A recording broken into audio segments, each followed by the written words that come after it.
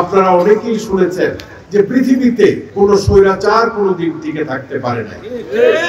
নমরুদ থেকে শুরু করে তার পরবর্তী সময়ে গত কয়েক বছরে আপনারা দেখেছেন শ্রীলঙ্কার রাষ্ট্রপতি সে টিকে থাকতে পারে নাই, স্বৈরাচার ছিল, তাকে চলে যেতে হয়েছে। শেখ হাসিনাকে 15 বছর ক্ষমতায় থাকার পরে 15 দিনের ছাত্র আন্দোলনে গাট্টির পুস্কা নিয়ে তর্কিতল্পা নিয়ে পলায়ন করতে হয়েছে।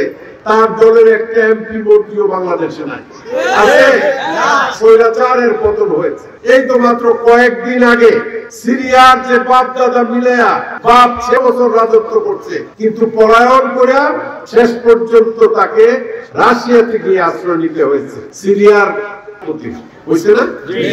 এর আগে যারা স্বৈরশাসক ছিল দ্বিতীয় মহাযুদ্ধের সময়, আপনার হিটলার, মুসোলিনি, এরা সকলকেই, হিটলারের লাশও পাওয়া যায় নাই, স্বৈরাচার ছিল। হলোকস্টের মাধ্যমে ওই সময় 60,000-এর বেশি ইহুদিদেরকে সে হত্যা করেছিল। মানুষ হত্যা করা বা প্রাণী হত্যা করা বিনা কারণে এটা কিন্তু অপরাধ। তো কোনো অপরাধী বা স্বৈরশাসক পৃথিবীতে টিকে থাকতে পারে না।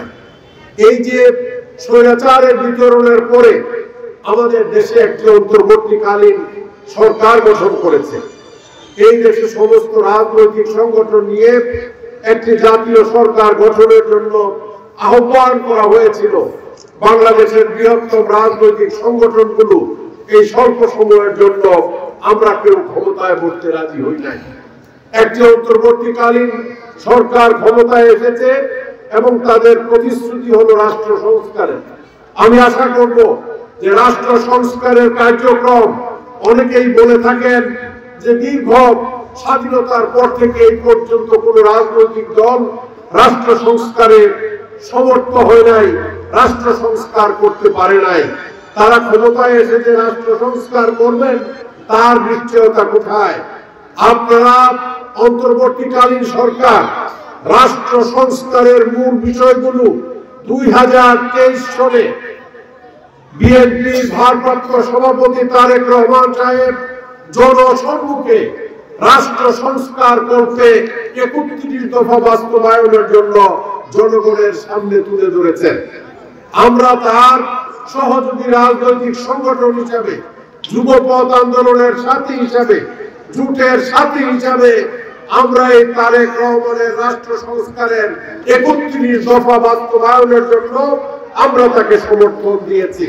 ইনশাআল্লাহ এই বাংলাদেশে আগামী নির্বাচনে বিএনপির নেতৃত্বাধীন সরকার গঠিত হবে এবং তারেক রহমানের প্রতিশ্রুত রাষ্ট্র সংস্কারের 31 দফা একটি একটি করে বাস্তবায়ন করে এই দেশকে একটি সোনার দেশে পরিণত করা হবে, যাতে এই মুল্লুকে বা এই দেশে আর কোনোদিন স্বৈরাচারের আগমন না ঘটে। দেশের মানুষ যাতে গণতান্ত্রিক ভাবে সরকার নির্বাচন করতে পারে, প্রতিটি নির্বাচনে যার ভোট সে দিবে, যাকে ইচ্ছা তাকে দিবে, সেইভাবে মানুষ যাতে তাদের মত প্রকাশ করতে পারে, সেটাই হলো দেশের নির্বাচন।